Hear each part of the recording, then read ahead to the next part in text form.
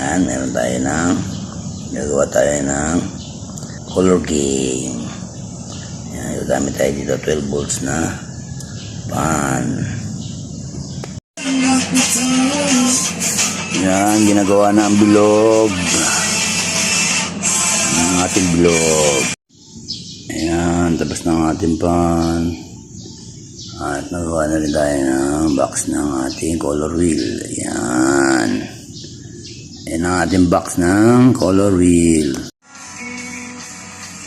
Ayan na, pinipinturahan ng ating color wheel ni Boss Kenneth. Ayan.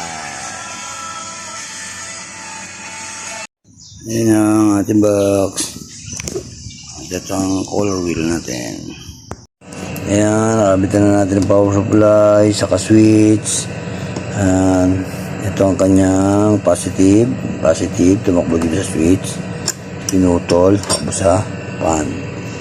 Ayan, negative niya diretso sa pan. Ayan, pag switch na natin, ayan, andar na yan. Andar. Switch. Andar.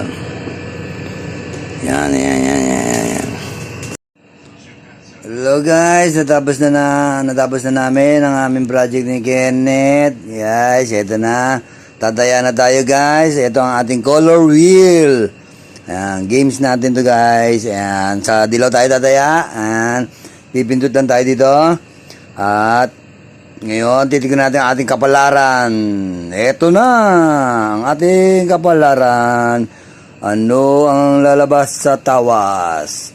Dilaw, pula, orange o green? Dilaw.